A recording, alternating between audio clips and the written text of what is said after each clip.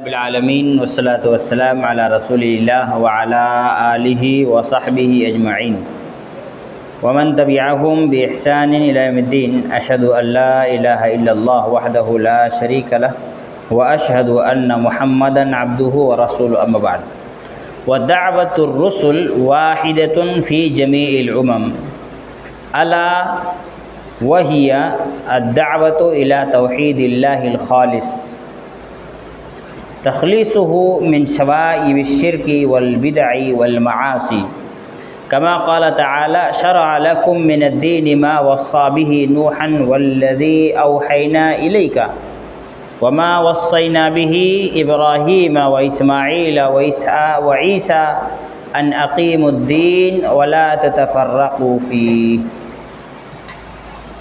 آگے شیخ کہتے ہیں کہ چاہے نبی ہوں یا رسول ہوں، جتنے بھی نبی اور جتنے بھی رسول آئے ہیں ان تمام کی دعوت ایک ہی رہی ہے۔ جتنے بھی رسول آئے ہیں کبھی بھی کسی نے ایسی بات نہیں کہی بنیادی طور پر جو ان سے پہلے یا بعد میں آنے والے نبیوں اور رسولوں کے بنیادی تعلیم سے الگ ہو۔ الا یاد رکھو، الا کہا جاتا ہے اٹینشن کے لیے، الا خبردار، یاد رکھو، وہ کیا ہے؟ الدعوۃ الی توحید اللہ الخالص، یہ اللہ رب العالمین کے توحید کی خالص دعوت تھی۔ کیا تھی؟ اللہ رب العالمین کی توحید کی خالص دعوت تھی جو تمام نبیوں اور رسولوں نے اپنی امتوں کو دیا۔ وَتَخْلِيصُهُ مِن شَوَائِبِ الشِّرْكِ وَالْبِدْعِ وَالْمَعَاصِي۔ خالص توحید کا مطلب ہے کہ توحید خالص ہو کس چیز سے؟ شرک کے گندگی سے، بدعت سے اور معاصیت سے۔ خالص ہو مطلب الگ ہو، پاک و صاف ہو، اس میں شرک کی بو بھی نہ آئے، بدعت کے چھینٹے بھی نہ پڑیں اور گناہوں کا دھواں بھی اس تک نہ پہنچ سکے۔ تو ایسی توحید ہو، اس کی اللہ رب العالمین نے دعوت دینے کے لیے تمام نبیوں اور رسولوں کو اس دنیا میں بھیجا۔ جیسا کہ اللہ تعالیٰ نے قرآن مجید میں ارشاد فرمایا شرع لکم من الدین ما وصى به نوحا والذی اوحینا الیک وما وصینا به ابراہیم وموسیٰ وعیسیٰ۔ شرع لکم، اللہ تعالیٰ نے شریعت بنائی ہے تمہارے لیے۔ شرع لکم مطلب دین کو منتخب کیا ہے، چنا ہے، اس کو بنایا ہے تمہارے لیے۔ من الدین، دین میں سے۔ ما وصى به نوح، جس کا اللہ تعالیٰ نے نوح علیہ السلام کو وصیت کی تھی۔ وَأَوْحَيْنَا إِلَيْكَ مَا وَصَّيْنَا بِهِ إِبْرَاهِيمَ وَمُوسَى وَعِيسَى، اور ہم نے آپ پر وحی نازل کی انہی باتوں کا جس بات کی ہم نے وصیت کی ابراہیم، موسیٰ اور عیسیٰ کو۔ وہ بات کیا تھی؟ ان اقیم الدین، کہ دین کو قائم کرو، ولا تتفرقوا، تفرقوں سے اجتناب کرو۔ وقال تعالی، اللہ رب العالمین نے فرمایا وَلَقَدْ بَعَثْنَا فِي كُلِّ أُمَّةٍ رَسُولًا، ہم نے سبھی امت میں ایک رسول بھیجا ہے۔ پیغام کیا تھا؟ ان اعبدوا اللہ، کہ تم سب اللہ تعالیٰ کی عبادت کرو، واجتنبوا الطاغوت، اور طاغوت سے بچو۔ اب یہاں پر سمجھنے کی ضرورت ہے ان دو آیتوں کو۔ اللہ تعالیٰ نے فرمایا ان اقیموا الدین، تم دین کو قائم کرو اور تفرقوں میں نہ پڑو۔ اب یہیں سے ہمارے یہاں کے جماعت اسلامی والے لوگ کہتے ہیں اسلام نے کہا ان اقیم الدین، دین کو قائم کرو، دین قائم کرنا چاہیے۔ دین قائم کرنے کا مطلب کیا ہے؟ ایک حاکم ہو جو مسلمان ہو، زنا کرنے پر سزائیں دی جائے، چوری کرنے پر ہاتھ کاٹ دی جائے، ڈکیتی کرنے پر قتل کر دیا جائے، اسے کہتے ہیں دین قائم کرنا۔ یہ اسے کیا کہتے ہیں؟ دین قائم کرنا۔ جبکہ دین قائم کرنا اصل میں یہ نہیں ہے، یہ اس کا ایک پارٹ ہے، لیکن حقیقت میں کل کا کل یہی نہیں ہے، یہ اس کا ایک حصہ ہے۔ دین قائم کرنا کیا ہے؟ اللہ تعالیٰ نے دوسری آیت میں اس کی وضاحت کی وَلَقَدْ بَعَثْنَا فِي كُلِّ أُمَّةٍ، ہم نے سبھی امتوں میں بھیجا۔ کس کو؟ رسولاً، ایک رسول کو، سبھی امت میں ایک رسول اللہ نے بھیجا۔ تو پیغام کیا تھا؟ ان اعبدوا اللہ، کہ تم اللہ کی عبادت کرو، واجتنبوا الطاغوت، اور غیر اللہ کی عبادت سے بچو۔ یہی ہے اصل میں دین قائم کرنا۔ دین قائم کرنا کیا ہے؟ اللہ کی عبادت ہو، غیر اللہ کی عبادت سے نجات ہو۔ جہاں انسان اللہ کی عبادت چھوڑ کر غیر اللہ کی عبادت کرنے لگتا ہے، وہ دین قائم کرنے میں ناکام ہو جاتا ہے، فیل ہو جاتا ہے نا۔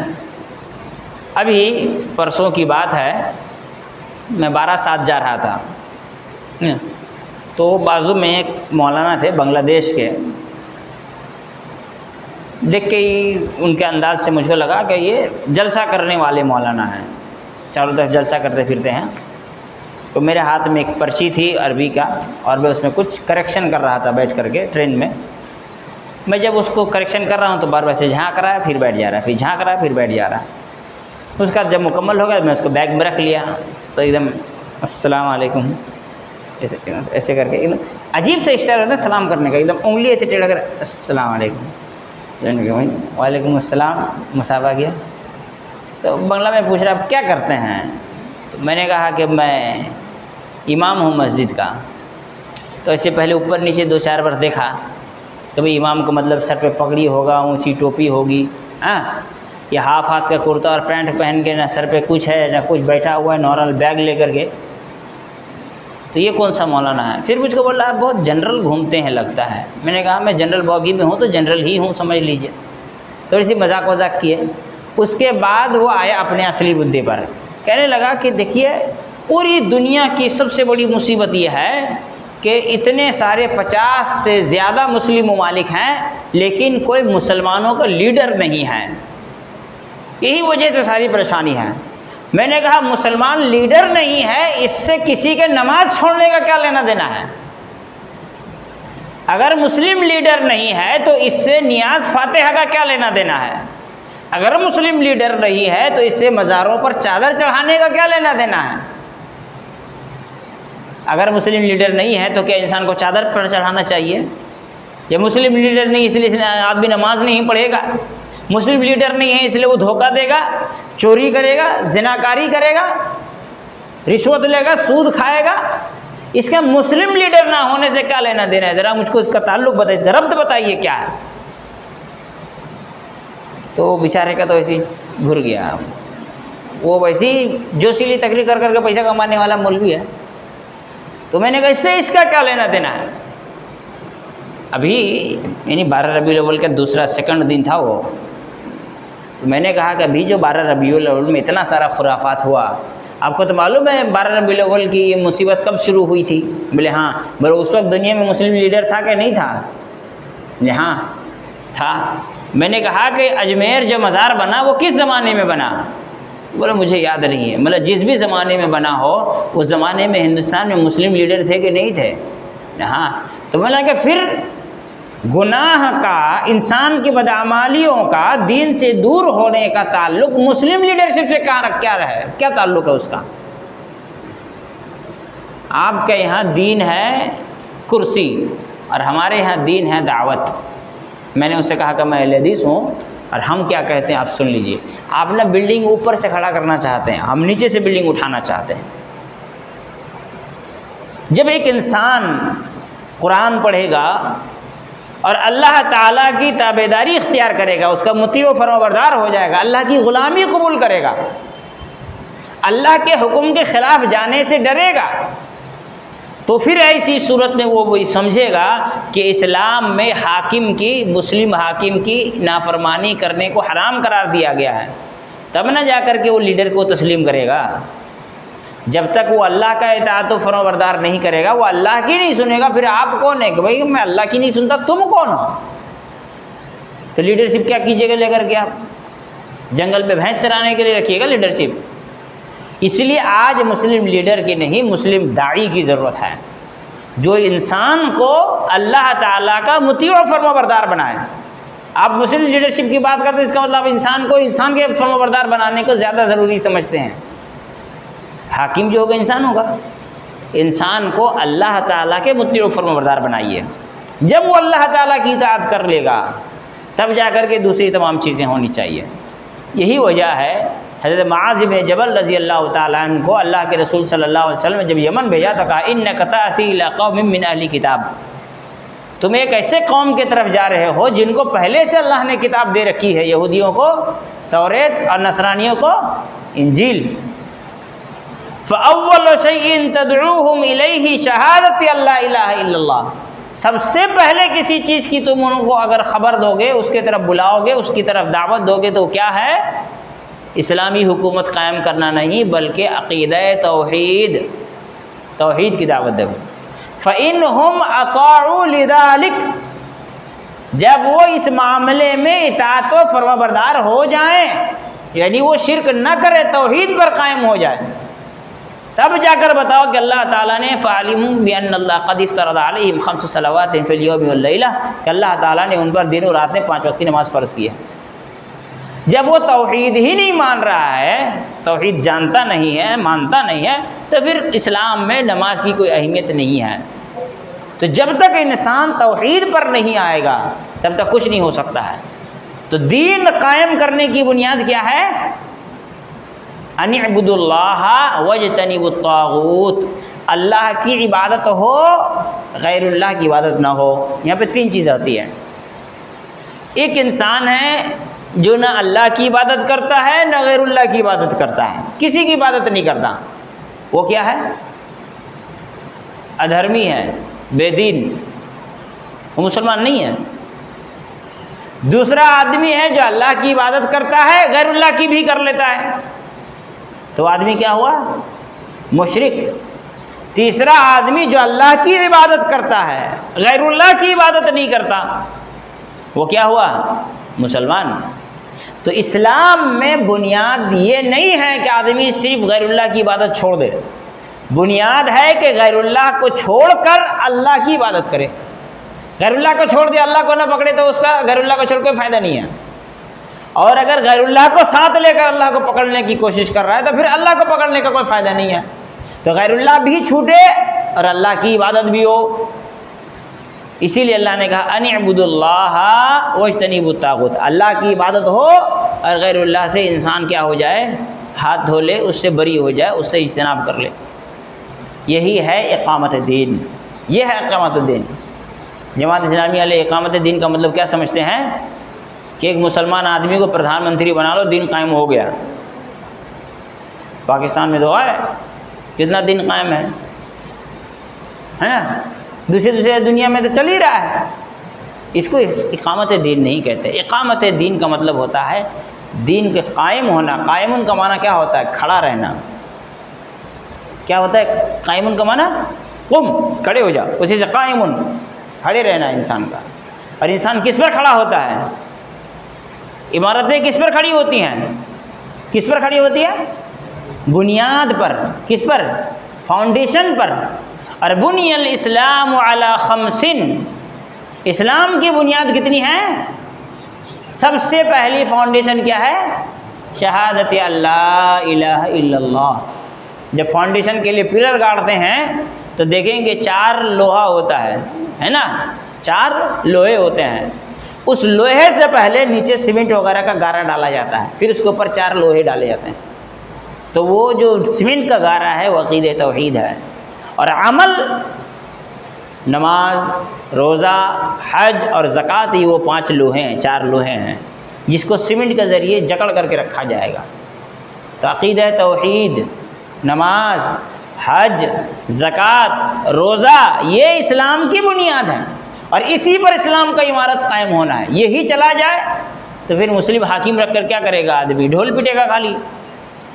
تو اقامت دین کا کیا معنی ہوا؟ ان اقیموا الدین ولا تتفرقوا، دین کو قائم رکھو اور تفرقوں میں نہ پڑو۔ یعنی دین قائم کرنے کا مطلب کیا ہوا؟ دین پر عمل۔ جو دین پر عمل نہیں کرے گا وہ فرقہ بندی میں پڑ جائے گا۔ تو یہ دونوں آیتوں کو ملائیں گے تو اس سوال کا جواب مل جائے گا۔ ہمارے ہاں جو جماعت اسلامی والے ہیں ان کے کتاب میں لکھا ہے، ان کا جو دستور، ان کا جو کانسٹیٹیوشن ہے، اس میں اس بات کا ذکر کرتے ہیں کہ دین قائم کرنا، دین قائم کرنا۔ دین قائم کرنے کا مطلب دین پر عمل کرنا ہے۔ نہ کہ دین قائم کرنے کا مطلب کسی انسان کو اٹھا کر کے حاکم بنا دیا جائے، ہے نا۔ پھر میں نے ان سے کہا کہ جب انسان سدھر جائے گا نا تو اللہ تعالیٰ حاکم لے کر کے آئے گا۔ دنیا میں ایک بھی مسلم حاکم نہیں ہے جس سے آپ خوش ہوں۔ آپ کے نظر میں آپ کے یہاں جو قانون ہے حاکم بننے کے لیے، تو دنیا میں کسی انسان کے اندر وہ چیز پائی نہیں جاتی ہے، پھر حاکم کون بنے گا؟ جو شرط، جو کرائٹیریا آپ رکھے ہوئے ہیں، جس کی بنیاد پر آپ ہمیشہ لڑائی جھگڑے کرتے ہیں، فتنہ فساد کرتے ہیں، یہ حاکم نہیں چلے گا، اس کو گرا دو، اس کی سرکار گرا دو، دوسرا لے کر کے آؤ۔ پہلے والے سے دوسرا والا اچھا کس اعتبار سے ہے؟ سب کے اندر عملی طور پر خرابی پائی جاتی ہے، سب کے اندر کچھ نہ کچھ کمی، کچھ نہ کچھ زیادتی ہے۔ کہتے ہیں کہ ہم کو حضرت عمر جیسے حاکم چاہیے۔ بولے حضرت عمر جیسے حاکم کن کو ملے تھے؟ حضرت ابو ہریرہ جیسے آدمی کو۔ تو ابو ہریرہ تو بنو، پھر حضرت عمر جیسے حاکم مل جائیں گے تم کو۔ تمہارے اعمال حضرت ابو ہریرہ جیسے ہوں، عبداللہ بن عمر رضی اللہ عنہ جیسے ہوں، حضرت عثمان جیسے ہوں، حضرت علی جیسے ہوں، حضرت عمر رضی اللہ عنہ آج کے جیسے ان مکار و عیار مسلمانوں کے حاکم تھوڑی تھے، دیندار متقی پرہیزگار مسلمانوں کے حاکم تھے۔ تو پہلے بنیادی طور پر اعمال اپنی صحیح ہو تو اللہ تعالیٰ صحیح حاکم کو لے کر کے آئے گا، لیکن اگر عمل صحیح نہ ہو تو اللہ رب العالمین کبھی بھی اچھے حاکم کو نہیں لائے گا۔ بلکہ اللہ کے رسول صلی اللہ علیہ وسلم نے اس بات کا باقاعدگی کے ساتھ اعلان کیا ہے کہ جب لوگ اللہ رب العالمین سے کیا وعدہ بھول جاتے ہیں تو اللہ رب العالمین ظالم بادشاہوں کو لاتا ہے۔ کس کو لاتا ہے؟ ظالم بادشاہوں کو لاتا ہے، پھر وہ ظلم کرتے وقت کسی بھی قسم کی رعایت نہیں کرتا۔ تو اقامت دین کا مطلب ہوتا ہے دین پر عمل کرنا، کتاب و سنت پر عمل کرنا۔ والطاغوت، طاغوت سے بچنا کیا ہے؟ طاغوت بنا ہے مشتق من الطغیان، طغیان سے۔ طغیان کا معنی ہوتا ہے طوفان۔ طغیان کا کیا معنی ہوتا ہے؟ جب سمندر میں طوفان آتا ہے تو کہتے ہیں پانی میں طغیانی آ گئی ہے، یعنی کنٹرول سے باہر، ٹھیک ہے۔ تو یہاں طاغوت طغیان سے بنا ہے، جس کا مطلب ہر وہ چیز جو کنٹرول سے اس طرح باہر چلی جائے کہ اس کو خدا تصور کیا جانے لگے، ہر وہ چیز جس کی عبادت ہونے لگ جائے، لوگ اس کو خدا سمجھنے لگ جائیں، تو وہ ہے طاغوت۔ وَهُوَ تَجَاوُزُ الْحَدِّ، طغیان کا معنی کیا ہے؟ حد سے باہر نکل جانا۔ وَمَعْنَاهُ فِي الْآيَةِ كُلَّ مَا تَجَاوَزَ بِهِ الْعَبْدُ حَدُّهُ مِن مَّعْبُودٍ أَوْ مَتْبُوعٍ أَوْ مُطَاعٍ۔ کہتے ہیں طاغوت کا معنی ہر وہ چیز جو اللہ تعالیٰ کی عبادت کے دائرے سے باہر نکل جائے۔ جو کہے میں رب ہوں، وہ اللہ کی عبادت کے دائرے سے نکلا کہ نہیں نکلا؟ وہ طاغوت ہے۔ جو اللہ کی اطاعت کے دائرے سے باہر نکل جائے، جو اللہ کی فرمانبرداری کے دائرے سے باہر نکل جائے، تابعداری کے دائرے سے باہر نکل جائے، وہ سب کے سب کیا ہیں؟ طاغوت۔ جس کی عبادت ہوتی ہے وہ طاغوت ہے۔ ہمارے یہاں بہت سارے لوگ، بات آئی ہی تو بتا دیں، کہتے ہیں کہ جی ڈیموکریسی طاغوت ہے، جو ووٹ دیتا ہے وہ کیا کرتا ہے؟ ایک ایسے آدمی کو حاکم بنا رہا ہے جو اچھا نہیں ہے، تو یہ طاغوت ہے۔ ووٹ دینا طاغوت ہے۔ بھائی ہم نے ووٹ دے کر رب تھوڑی بنایا ہے، ہم نے اس کو ٹوائلٹ، باتھ روم، گٹر کی صفائی کی ذمہ داری دی ہے، ہم نے اس کو راستے کی صفائی کی ذمہ داری دی ہے، ہم نے ان کو رب تھوڑی بنایا ہے کہ ووٹ دینا طاغوت ہو گیا، ووٹ دینے والا کافر ہے، مشرک ہے، جو ووٹ دیا وہ غیر اللہ کی عبادت کیا۔ اس کا مطلب اس بیوقوف کو عقیدہ توحید کے بارے میں جانکاری ہی نہیں ہے۔ یہ بھی جماعت اسلامی ہی کا قول ہے نا۔ ان کے یہاں ہندوستان میں جو لوگ جوڈیشری میں کام کرتے ہیں، جو جج یا جسٹس یا مجسٹریٹ کا کام کرتے ہیں، ان کے نظر میں یہ سب نوکری لینا کفر ہے۔ ان کے نظر میں سب نوکری لینا کیا ہے؟ ہاں، دستور جماعت اسلامی میں لکھا ہے کہ جماعت اسلامی کے ممبر ہونے کے لیے کوئی اگر جوڈیشری میں جاب کرتا ہو، اس کا اپنا ڈیزائن کرنا ہوگا، تبھی وہ جماعت میں شامل ہوگا، نہیں تو نہیں ہو سکتا ہے۔ جوڈیشری میں کام کرنا کفر ہے۔ ایک مولانا کہنے لگے ہم سے کہ جی ہندوستان کا قانون قرآن کے خلاف ہے، اس لیے اس میں جج بننا کفر ہے۔ میں نے کہا آپ نے ہندوستان کا قانون پڑھا ہے؟ پڑھا آپ نے قرآن؟ ہندوستان کا قانون کہا نہیں۔ میں نے کہا پھر آپ نے کیسے کہہ دیا کہ وہ قرآن کے خلاف ہے؟ بڑے صاف دکھتا ہے۔ بولے کہاں دکھتا ہے بتائیں ذرا۔ پہلے علماء جو اس طرح کے فتوے دیتے ہیں وہ کانسٹیٹیوشن کو پڑھے، پھر قرآن کو پڑھے، اس کے بعد دیکھیں اس میں کتنے % باتیں ایسی ہیں جو کفر کے درجے تک پہنچتی ہیں. بہت ساری باتیں ہیں جو حرام کے درجے تک پہنچتی ہیں، بہت سی باتیں ہیں جو حرام کے درجے تک پہنچتی ہیں، لیکن ہر بات کفر تک پہنچے ضروری نہیں ہے نا. شراب پینا حرام ہے، کفر تھوڑی ہے. زنا کرنا حرام ہے، کفر تھوڑی ہے. اس کا مطلب یہ نہیں کہ کفر نہیں ہے تو آدمی کر لے، نہیں، وہ بھی بہت خطرناک جرم ہے. تو آپ پہلے ڈھونڈے کتنا % ہے جو قرآن کے خلاف جاتا ہے، جو کفری ہے، پہلے آپ اس کو تلاش کیجئے. اس کے بعد دیکھیے کوئی آدمی اگر جج کی نوکری لیتا ہے تو اس کے لیے کتنا مجبوری ہے اس پر عمل کرنا. کتنے لوگ جج لوگ جو بیٹھ کے کام کرتے ہیں، کتنے لوگ جو کانسٹیٹیوشن کے حساب سے فیصلہ سناتے ہیں، سب اپنی اپنی مرضی سے فیصلہ سناتے ہیں، ہے نا. سب اپنے اپنے اعتبار سے. یہی تو ہوتا ہے نا کہ ہائی کورٹ کا کیس جا کے سپریم کورٹ میں پلٹ جاتا ہے. کیوں پلٹ جاتا ہے؟ اگر قانون کے تحت ہے تو اس نے ایسا سمجھا تو ایسا فیصلہ سنا، اس نے ویسا سمجھا تو اس نے ویسا فیصلہ سنا دیا. تیسری بات یہ ہے کہ جو آدمی جج کا کام کرتا ہے اس کے پاس جب کیس آئے گا اس کو پڑھے گا، پڑھنے کے بعد ہی اس کو سمجھ میں آ جائے گا کہ ہے سچائی کیا ہے، غلط کیا ہے. ٹھیک ہے. اس کا اس کو اختیار ہے کہ وہ پاس کر دے کہ نہیں بھائی میں اس مسئلے میں سنوائی نہیں کرنا چاہتا، مجھ کو دوسرا کیس دے دو. بچ گیا کفر سے اگر ویسا ہو تو. نہیں مولانا آپ جو بول رہے اتنا ڈیٹیل سے ہم لوگ آج تک سوچے نہیں، پھر فتویٰ وہی خوب دیے ہیں. پھر تو اتنے ڈیٹیل سے آپ سوچے نہیں تو فتویٰ کاہے دیا ہے؟ کہ نہیں اصل میں جو اوتھ لیتے ہیں نا تو اس میں کہتے ہیں کہ ہم بھارت کے سمویدھان پر سچی شردھا اور نشٹھا رکھوں گا. بولے شردھا اور نشٹھا کا معنی پہلے ہم کو بتائیے، اس کا کیا مطلب ہوتا ہے؟ اس کا مطلب ہم بھارت کے قانون پر بھروسہ اور یقین رکھتا ہوں. بھروسہ قانون پر یقین پر رکھنے کا کیا مطلب ہے؟ قانون کیا ہے؟ خدا ہے؟ نہیں. قانون پر بھروسہ رکھتا ہوں کا مطلب قانون کے حساب سے جب بھی کام ہوگا کام صحیح ہوگا، یہ میں مانتا ہوں. تو بات صحیح ہے، اس میں دقت کیا؟ وہ کفر تھوڑی ہے. ہم نے اس کو اللہ کا قانون سمجھ کر تھوڑی اپنایا ہے، دنیا کا قانون سمجھ کر کے اپنایا ہے. اگر ہم یہ سمجھیں یہ اللہ کا قانون ہے تب تو کفر ہوگا، یا یہ قانون اتنا ہی زیادہ اہم ہے جتنا قانون اللہ کا بنایا ہوا قانون ہے، تب جا کے وہ کفر ہوگا نا. ایک مرتبہ ایک ڈیبیٹ میں بات ہو رہی تھی کہ یہ قانون مقدس ہے، تو دوسرا آدمی بولا مقدس وہ چیزیں ہوتی ہیں جو اللہ کی طرف سے آتی ہیں، انسان کی بنائی ہوئی چیزیں کبھی مقدس نہیں ہوتی ہیں. اور آخری بات میں نے ان سے کہا کہ سپریم کورٹ کا اگر کانسٹیٹیوشنل بینچ بھی کوئی فیصلہ سنائے تو ہندوستان کے ہر ناگرک کو یہ حق ہے کہ اس سے ڈس ایگری کرے، کہے کہ نہیں میں سمجھتا ہوں کہ یہاں انصاف نہیں ہوا ہے. ڈس ایگری کرنے کا حق ہے نا، ہے. تو پھر کفر کہاں سے ہوا؟ اب ڈس ایگری کیجیے کہ نہیں یہ چیز غلط ہے، میرے نظر میں غلط ہے. اب توڑ پھوڑ مت کیجیے، صرف کہیے کہ میرے نظر میں یہ چیز صحیح نہیں ہوا ہے، بات ختم. ہندوستان کا ہر مسلمان کہتا ہے بابری مسجد کیس میں جو فیصلہ آیا وہ غلط آیا ہے، کہتا بھی ہے اور مانتا بھی ہے. کیا کارروائی ہو گئی؟ اس کو جیل ڈال دے، پھانسی لگا؟ کچھ نہیں.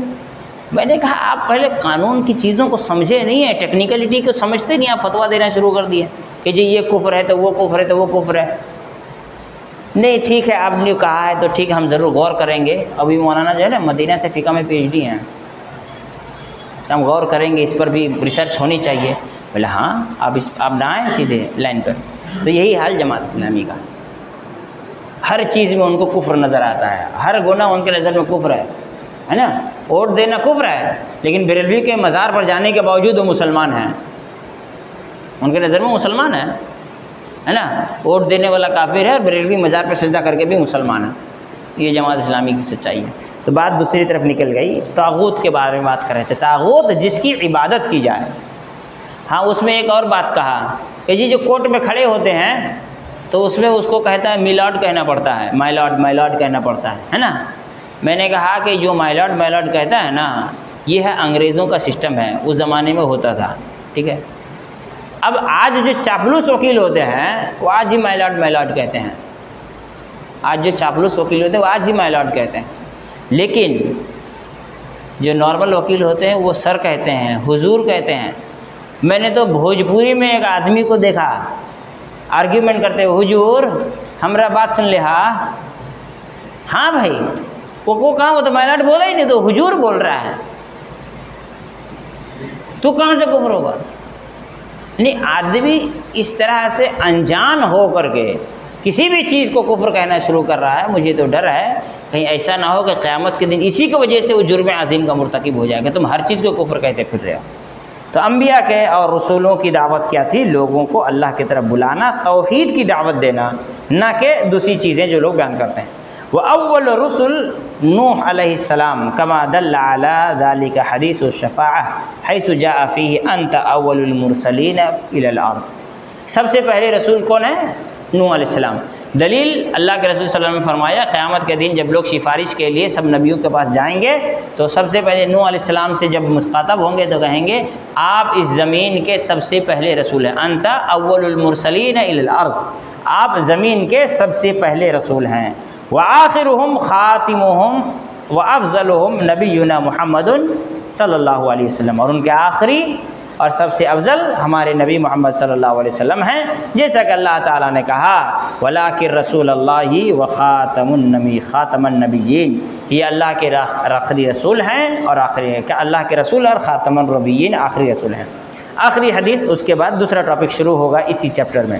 اللہ کے رسول صلی اللہ علیہ وسلم نے فرمایا مثلی ومثل الانبیاء کمثل قصر احسن بناءہ وترک منہ موضع لبنۃ، کہتے ہیں میری اور تمام نبیوں کی مثال ایسی ہے جیسے کسی نے خوبصورت سا محل بنایا، ٹھیک ہے، خوبصورت بنایا لیکن اس میں ایک اینٹ کی جگہ باقی رکھ دی، فطاف بہ النظار، دیکھنے والے نے اس کو اچھی طرح سے دیکھا، یتعجبون من حسن بنائہ، اور لوگوں نے اس کی عمارت کی خوبصورتی کو دیکھا تو اس کو وہ بہت اچھا لگا، اس کو بھا گیا، الا موضع تلک اللبنہ، سوائے اس اینٹ کی جگہ کو جو اس وقت خالی رہی ہے، لا یعیبون سواہا، اس کے علاوہ اس میں کوئی کمی نہیں تھی، فکنت انا صددت موضع تلک اللبنہ، میں نے آ کر کے اس اینٹ کے جگہ کو پر کر دیا ہے، ختم بالبنیان، میرے ذریعے بنیاد مکمل ہو گئی ہے، وختم بالرسل، اور میرے ذریعے سے رسالت مکمل ہو گئی ہے۔ اللہ کے رسول نے کیا مثال دی؟ ایک بلڈنگ کی، پورا ہو گیا، صرف ایک اینٹ کی جگہ باقی ہے بہت خوبصورت، اس کا مطلب پہلے بھی خوبصورت تھی، رسالت کی تعلیم پہلے بھی خوبصورت تھی، لیکن اس میں کچھ چیزیں باقی رہ گئی۔ اور اللہ کے رسول صلی اللہ علیہ وسلم وہ آخری اینٹ ہیں، جب وہ اینٹ لگ گئی، رسول اللہ علیہ وسلم خاتم النبیین بن کر آ گئے، تو اب نبوت و رسالت کے مشن میں جتنی بھی باتیں تھیں، اس کے انفراسٹرکچر میں جتنی باتیں تھیں، وہ ساری کی ساری چیزیں کیا ہو گئی؟ کمپلیٹ ہو گئیں۔ اب اس میں کوئی ایک بھی اینٹ لگائے گا تو اس کی شکل بگاڑ دے گا، اور ایک بھی اینٹ نکال لے گا اس کی شکل بگاڑ دے گا۔ اس کا مطلب کیا ہوا؟ نہ بدعت جائز رہے گی اور نہ ہی کوئی بدعمالی جائز ہوگی۔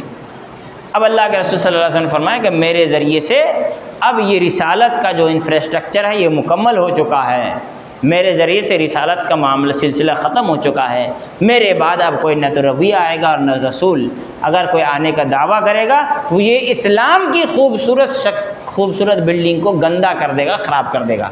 تو اس کی خوبصورتی کے لیے ضروری کیا ہوگی؟ جو ایکسٹرا اینٹ لگایا جائے گا اس کو اکھاڑ کر کے پھینک دیا جائے، ہے نا، جب بھی کوئی جھوٹے نبوت کا دعویٰ کرے اس کو فوراً سائڈ لگا دیا جائے، یہی اس کے لیے کیا ہوگا؟ صحیح اور حقیقی معنوں میں اس عمارت کی حفاظت، یعنی اسلام کی حفاظت ہوگی۔ اللہ تعالی ہم تمام لوگوں کو سمجھ کی توفیق عطا فرمائیں۔